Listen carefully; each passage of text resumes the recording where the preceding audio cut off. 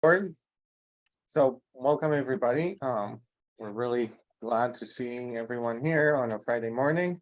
We're also really happy to have Rebecca join us from the library. She's the distance learning librarian, and she's going to talk to us about all kinds of different resources that we might not even know exist. So thank you, Rebecca, and take it away. All right. So I'm going to share my screen and take us all on a tour of some, not all, but some of the more unusual things that we have available to us through the library. And here we go.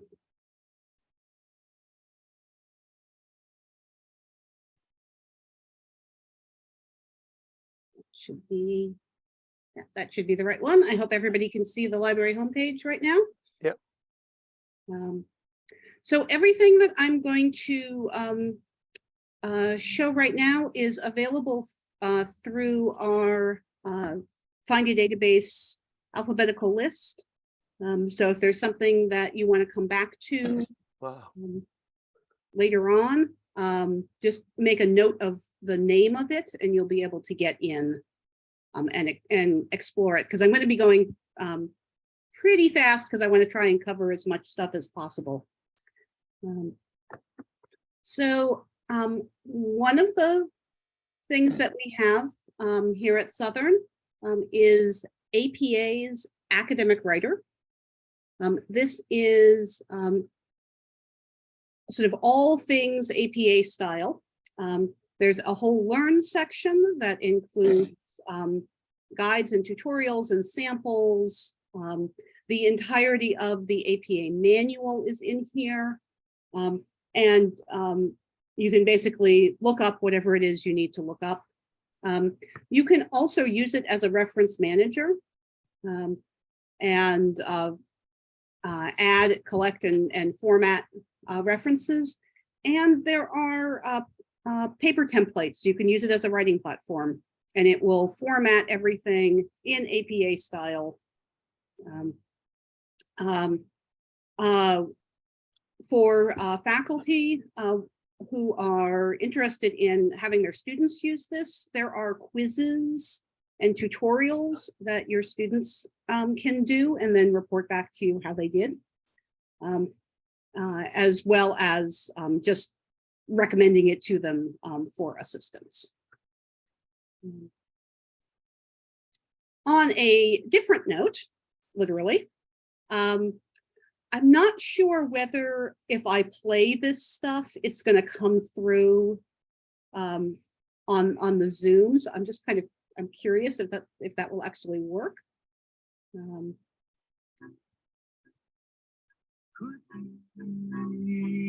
I don't know if anybody can hear that. Yes. There's something due any day. I won't play very much of that because that is still under copyright. I never heard that song. This is from the original Yeah, I started West Side Story. So we have the Naxos Music Library. We have two sections of this. We have the general one and we have jazz. And the regular one includes all sorts of fascinating things. Oops. Wow. Including soundtracks.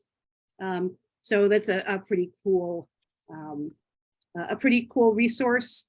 You can link directly to individual tracks and albums, and there you can even set up playlists and stuff like that. Okay. We also have several databases that include plays, productions of plays. One of them is National Theater. The other one is Digital Theater Plus. And so here is a tiny bit of their production of Macbeth. Wow.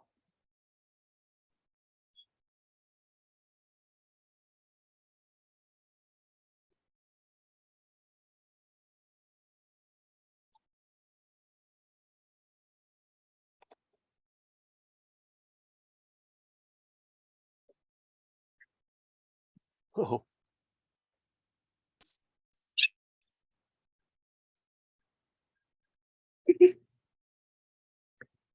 So there's a wow. spooky scene for you from the beginning of Macbeth. They have a wonderful Shakespeare collection in the National Theater database.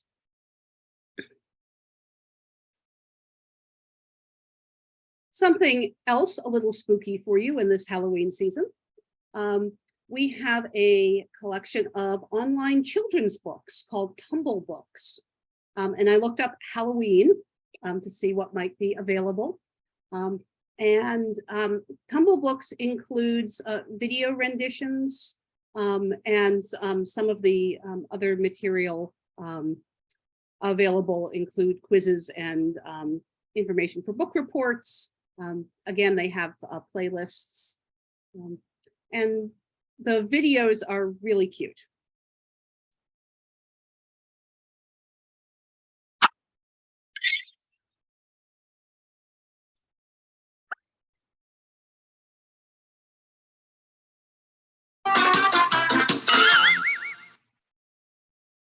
One little monster prancing all around, laughing, squealing like a goblin clown.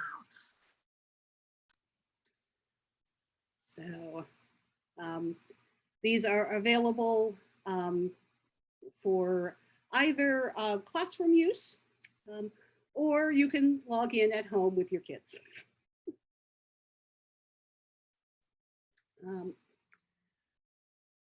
We also have archival materials.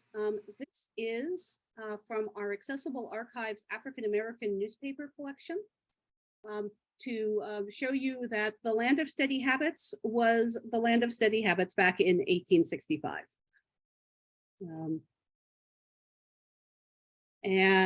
They have it both in, so as you can see, it's highlighting my search term, which was Connecticut.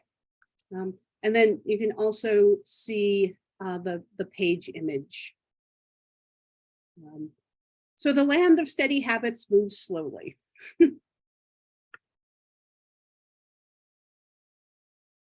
And by the way, these are in no particular order. So just happens to be what I found. We have a database on the EBSCOhost platform, which you are all probably familiar with, called Psych Tests. And that actually includes the full text of psychological questionnaires, scales. And so here is one specifically for the online learning readiness score. And so they give the questions and give you how they are supposed to be rated and what the categories are. Basically gives you just barely enough to actually use it. And they do have permissions given for these. And if they don't have full permissions, then they tell you how to get, who you have to contact in order to get the permission to use it. So this particular one can be used for non-commercial research and educational purposes without seeking written permission. Here's another historical site. This is American Broadsides and Ephemera. And this includes all sorts of interesting stuff from American history. And I picked this one to show that the tendency to give sicknesses the names of places where they were first encountered is a very old habit that we have. So this was in 1832, and they were concerned with the Asiatic cholera. So the Chinese virus has been around for a while.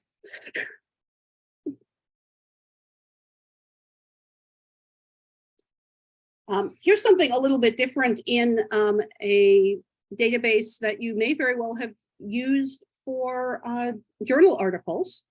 I bet you didn't know that it was possible to look up poetry. This particular one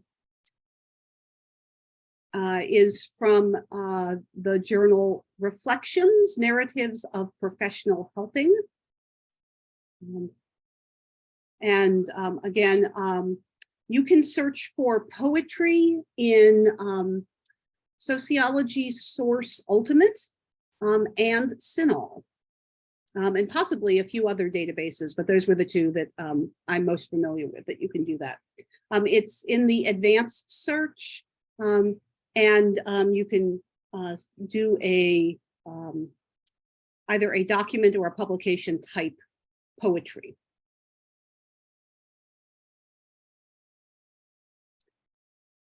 In our Medline version, so this is Medline Complete that we have,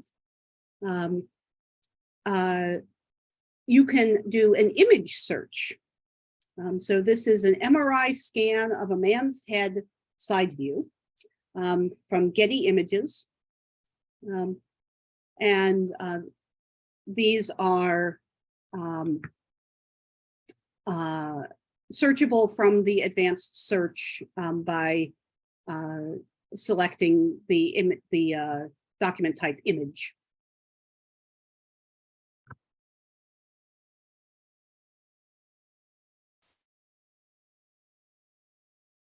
You probably all know that we have scholarly ebooks, but you may not have realized that some of these are actually designed to be textbooks. And we actually have quite a number of these, especially in our Springer ebook collection. So here's one example of something that was written specifically as a textbook on social trauma. Another one on online teaching and learning in higher education. And by the way, this is an international collection. So a fair number of these books you will find written from non-US perspectives, which can be really fascinating. And here's a computer science one. This is from the Use Our book series that we have full text of, I think about a third of it, the third most recent volumes of it. I also point out that these books are downloadable in their entirety in PDF and EPUB form, as well as you can download the PDFs of individual chapters. It's not just textbooks that we have available. There's quite a bit of professional development material, especially in our De Gruyter collection. This is actually a collection from the system. So this is available in the entire system. We have university press books from Harvard, Yale, Chicago, and I am forgetting the last one. There are 4 sections of that. We have collections from, I believe it's 2014 to 2021. We don't have the most recent editions in here yet, but there's still quite a bit of excellent material in here. And again, you can go through and you can get the PDFs of all the individual ones. And in some cases, you can download the entire book. That's a publisher decision. Here's another one. Something that some people at Southern may be very interested in right now as we try to improve our graduate admissions. A different sort of book. People in psychology are probably aware that we have the DSM-5 online, but people may not be aware that the DSM library actually includes some other books. And this one is the DSM-5 clinical cases. And so this particular one is academic difficulties of Carlos, a 19-year-old Hispanic college student. So these make excellent teaching resources.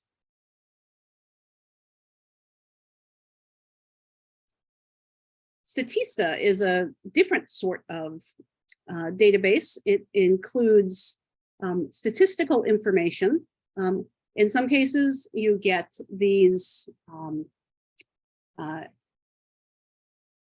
information, the information presented in graphical format. They also have reports. Hey, Rebecca. Rebecca, Yes. while you were taking just a brief second there to think, I thought I'd get something Yeah. in. Would you mind, especially if these resources are in different areas, maybe letting us know like how to get to certain ones? Because there are some that I'm definitely going to be using after this. Yeah, so again, all of these are that I'm showing right now are going to be available from the Find a Database list. So just as I said, make note of the source of these. Okay. So for instance, Statista is down here in the S's. There's Statista right there.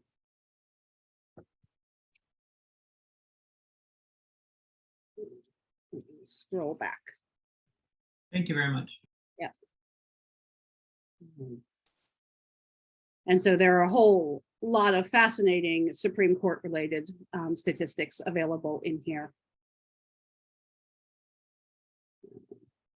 Though it does seem to be rather slow this morning. There we go.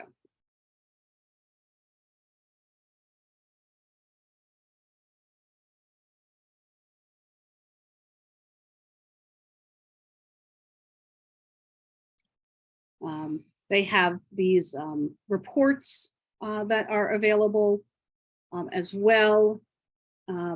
These are not necessarily included in the subscription, however. Some of them are, but some of them are not.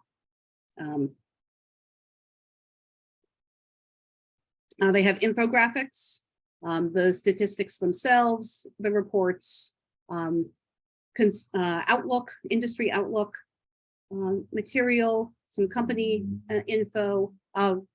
Personally, I love the infographics. Those are things like this one that you can then download in various formats and use in a presentation or a lecture, or even post on social media. They're good with that.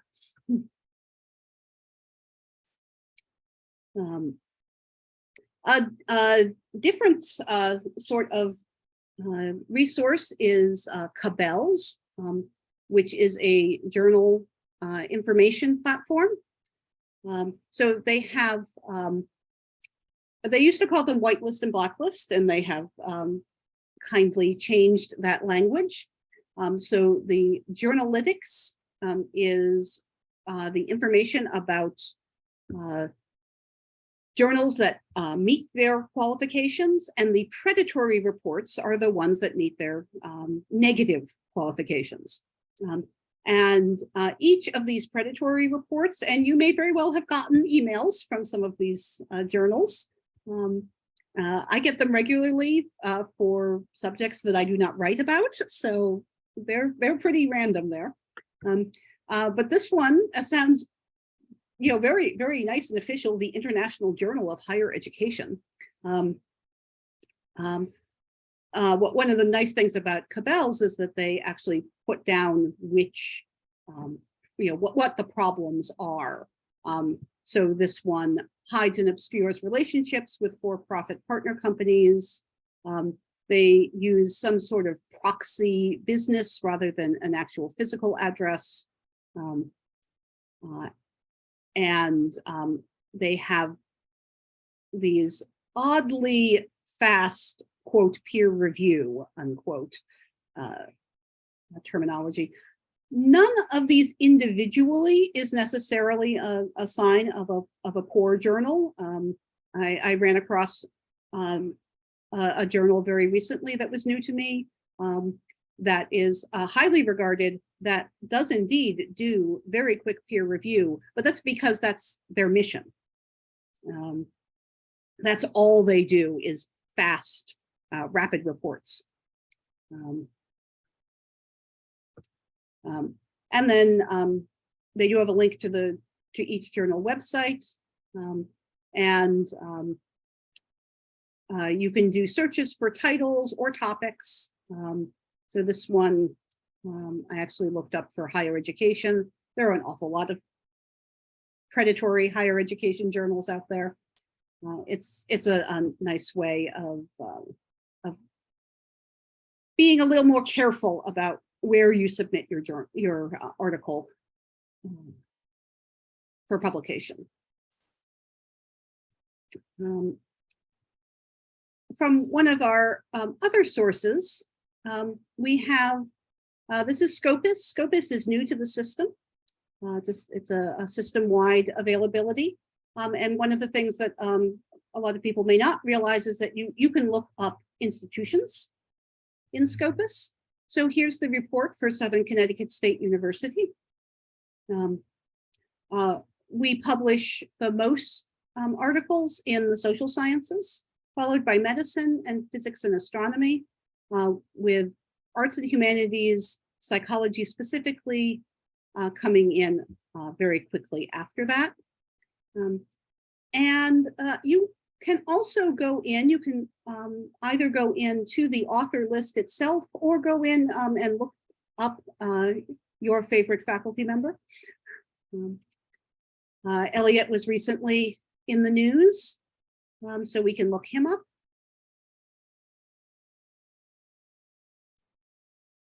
And as we can see, he's not only a prolific publisher, but his work is cited very often. That's the advantage of doing that kind of work in astronomy. Lots of people cite his telescope work.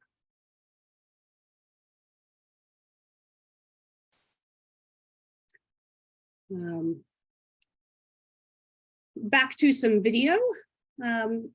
This is Swank Digital Campus, which is a feature film database. And this one is COVID Diaries, New York City. It's an HBO production.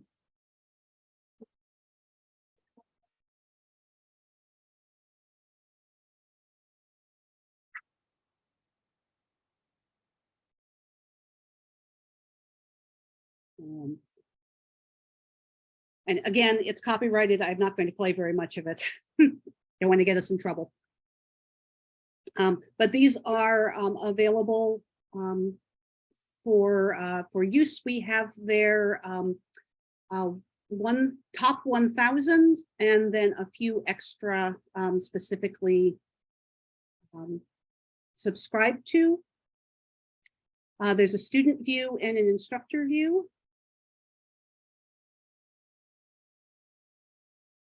If you just want to go and watch something, the student view is easy. You can see some of the things that are available. So their top 1,000 is a slightly rotating collection of the top 1,000 films, the most popular ones in their collection. So it does vary slightly from year to year as things become more and less popular. Rebecca, Yes. how does a faculty member get a movie put onto this? So if you have a video content that you are interested in having the library subscribe to, you need to contact our collection development librarian, Carrie Swanson. Okay, yeah. We'll see if it's available on any of the platforms that we subscribe to. We have a very limited budget for streaming video. It is very expensive. And so if you, we ask that these are going to be things that are used within classes specifically if we're going to subscribe to them individually. Right. Okay, that sounds good. Thank you. Oh, yes, and the individual films are available searching directly in Southern Search. You don't have to go into Swank, you can just be searching the regular library catalog, and these titles will come up with links into the database.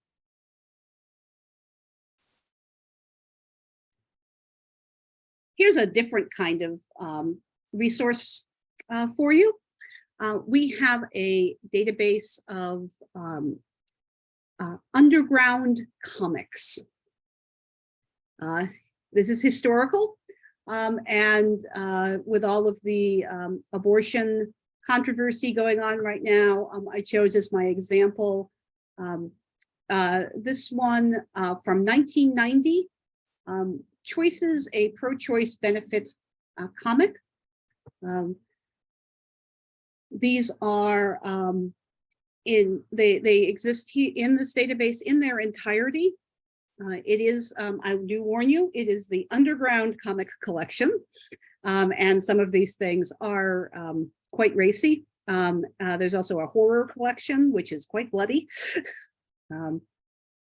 They also, however, have the full text of the comics journal for decades, and there is a lot of fascinating info in the comics journal about the comics industry, interviews with artists, publishers, commentary on things happening in the world and in the comics industry.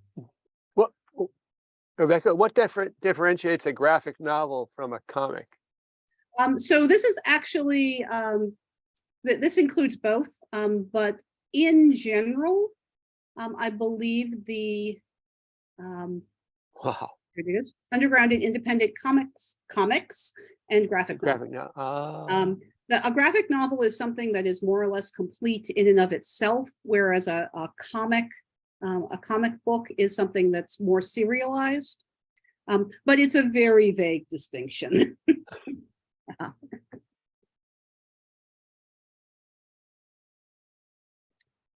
Okay, let's see, where was I? Okay, so that was actually the last of the subscription databases that I wanted to point out. So all of those things that I've just shown were available from this Find a Database. So when you come to the library homepage, this is what it looks like. The Find a Database list is the next one under the main search box. And again, it's this long alphabetical list. We have about 300 entries on this list. So I have only shown you a couple of dozen things in here today. There are many, many, many more types of things in here, but most of what we have are the more standard academic journals, scholarly ebooks, and the things that are a little more usual, what you think of when you think of the online library. But that's not the only stuff that we have available online. And so I wanted to point out a few of the things that are equally available. So this is a presentation of our collection of the United Auto Workers Education Department posters, which were donated by a professor to our special collections. And they put up this presentation about the posters. These are available to view in our special collections if you would like to come and see them in person, where you can read them a little better. They are a truly fascinating collection. From the 1950s and 1960s, I believe, for the most part. But this presentation is available off of the Special Collections website, which is within the library.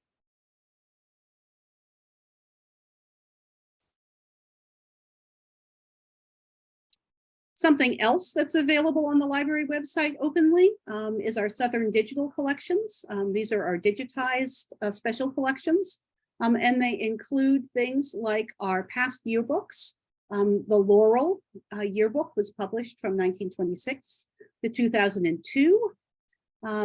And this page is from the 1970 page. And it shows, make that a little bigger there. This is the steel frame of Bewley Library as it was being constructed in 69 and 70.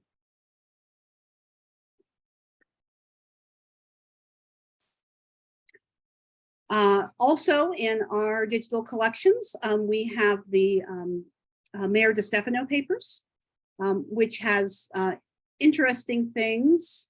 Let me make this one full size. So this is from a report on real estate values in the city from 1999. And this is actually the neighborhood up the hill. This is Crescent Street, right through here, right through the middle there. So this is the neighborhood on the other side of Crescent Street, where in 1999, the median sales price was $110,000. There's all sorts of fascinating New Haven history represented in this collection.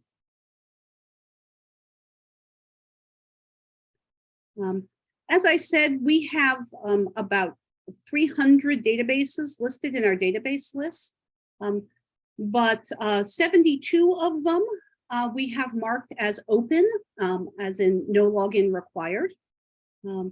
And they run everything from a journal quality list related to business. This is actually from, it's the Australian, the A is Australian, an organization that set this up for their members. And that runs through a large number of sources for open access journals, images. Google Arts and Culture is really fun. If you haven't run across that one yet, you can actually go in and look at details of art that Google has scanned. And we can go all the way down to Yale's virtual microscopy lab for invertebrate zoology. So there are many, many wonderful things available open access. And we also have guides, including our open access and open educational resources guide. And one of the reasons I'm pointing this out is that next week is Open Access Week. And so the library will be profiling a number of open access resources on our social media. So keep an eye out for that. If you have any questions about open access resources for your subject or to use in your classes, the librarians would be very happy to talk to you. And of course, we would also be very happy to talk to you about library subscription resources that we have available that you might want to use in your classes. Almost everything that I have mentioned today, you can actually link directly to the individual resources. There are a few things that you can only link to the collection, and then you need to do searching. So if you're going to direct students to there, you have to give instructions on how to find whatever it is. But we're happy to work with you to write those instructions as well. All of the subscription resources are available on and off campus. All you need to do is be logged in through your regular Southern login. Come to the library website and click through. You should go directly in. There may be a few things that will ask you to log in again, but pretty much it's just click the SCSU login and it will pop you right in if you are already logged in to anything in that browser. You do not have to go through you don't have to go through like My Apps or anything. You just have to be logged in, come to the library website, and go in. Okay, good. That was timed just about the way I wanted it to. So what I wanted to know was, first of all, anybody here, do you have any other favorite resource that you have found through the library? Or we could also include open access materials as well, especially ones that you are currently using in your classroom.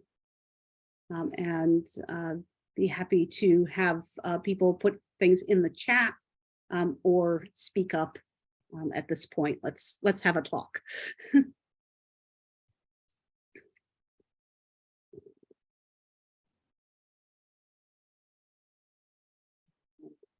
Yeah, feel free to come off mute if you have any questions or if you have any ideas for a use case or just questions to bounce off Rebecca or anything general for IT, or, we're here, so we have the time.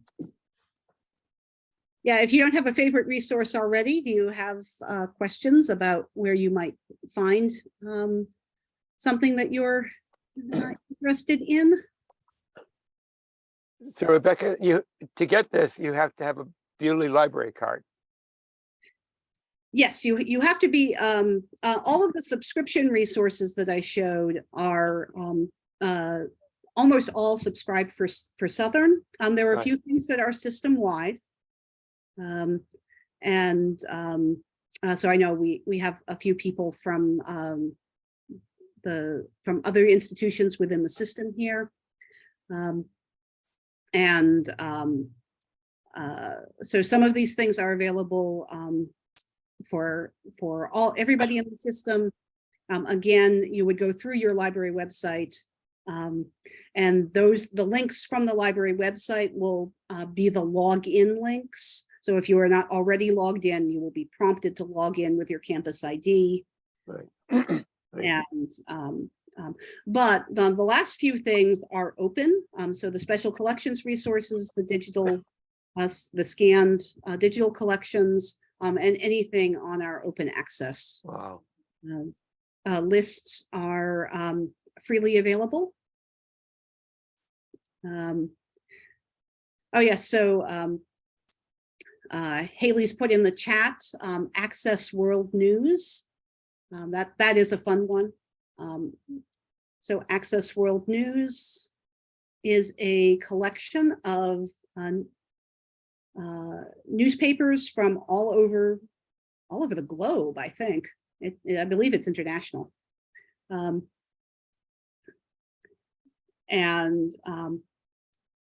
They also, there's a collection of Connecticut news sources, the New Haven Register, and this interesting collection, which I believe is open, if I'm not mistaken. Maybe Haley can remember if this is the one that's open. Okay. This is part of our subscription. There's a similar ProQuest one that's open. We also have that linked. So this is specifically for 1976 to the present issues about African-American life. There's some really fascinating stuff in here. The ProQuest one is, that's the other one. Let's see if it's this one. We have so many databases that I don't always remember which one is which. Yes, this is the one. A similar collection of resources from the United States. It actually goes back quite a bit further. Another fascinating collection.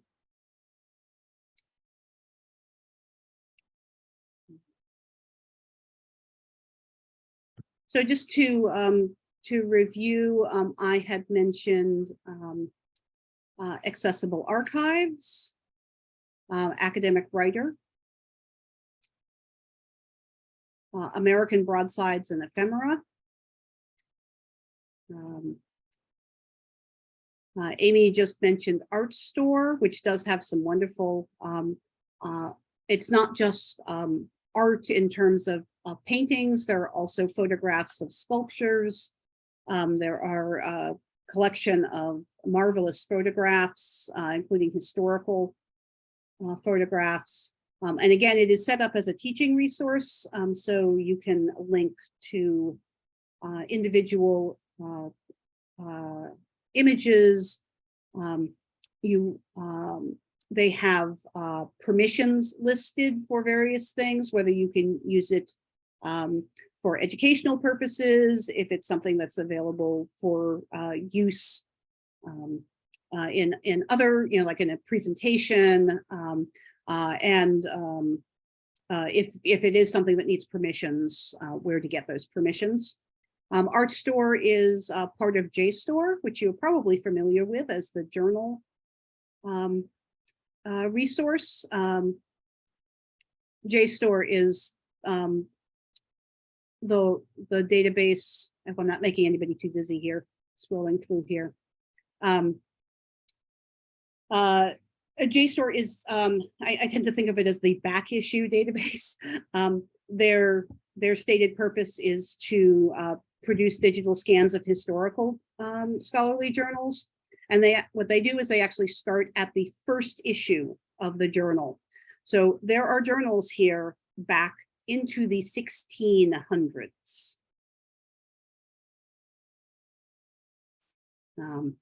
JSTOR also, by the way, I didn't include this because it's not content, but I absolutely love this thing. The JSTOR text analyzer is a fascinating way to search. You can drag and drop a document, including your own writing. You can use this to see if there are JSTOR resources that are related to something that you are writing. It does a semantic analysis, comes up with search terms, gives you other topics, people and organizations that you might want to include in your topics. These can be weighted. And then it will update the search. And as long as we are subscribed to the journal, these will all be downloadable. If you are, you can get into this, by the way. This is available for free. But if you don't have the subscription, if you're not logged in through a library with a subscription, the PDFs won't be available, but you can use it for searching, even if you do not have a JSTOR subscription. So this is one of the interesting openly available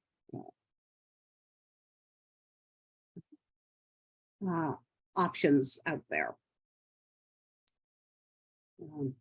But it really is pretty fascinating. You can add things. I'm not changing the search very much as I add things at this point. So there we go. There's a new one.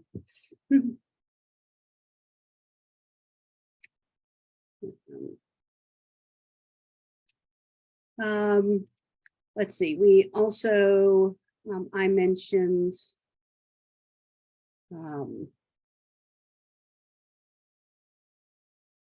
Cabels.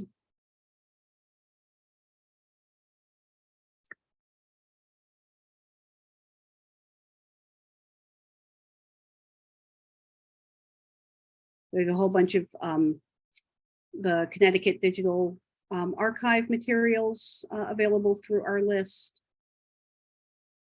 Here's one of the theater databases, Digital Theater Plus.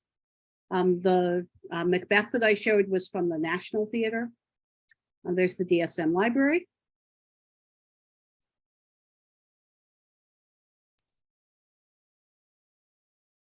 So all of those databases that I mentioned are available from this list and many more.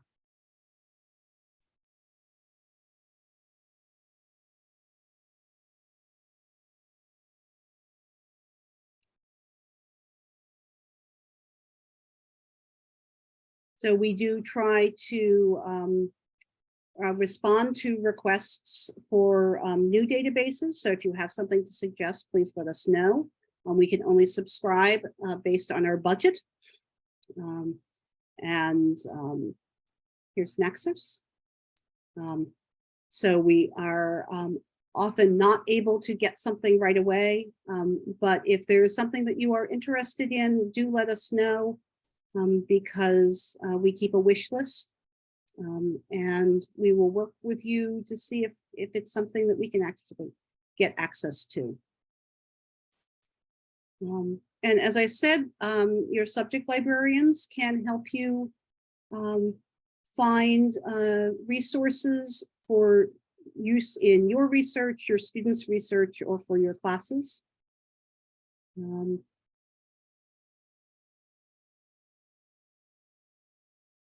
Oh, and I did want to point out our 3D anatomy website. It doesn't, because it uses a lot of pop-ups, it's a little difficult to do in a presentation, I found. So I didn't actually include it in this one. But this includes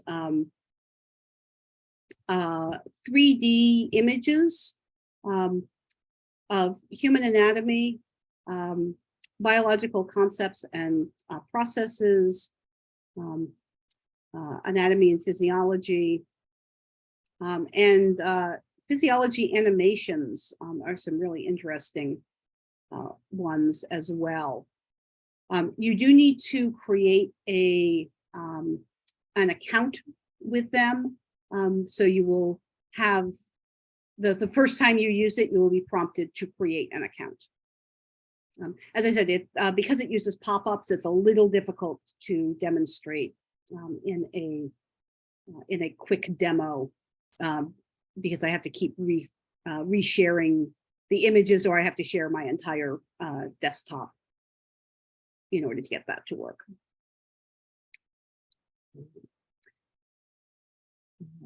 Well, if nobody has any questions or things that they are interested in looking for, as we can wrap up.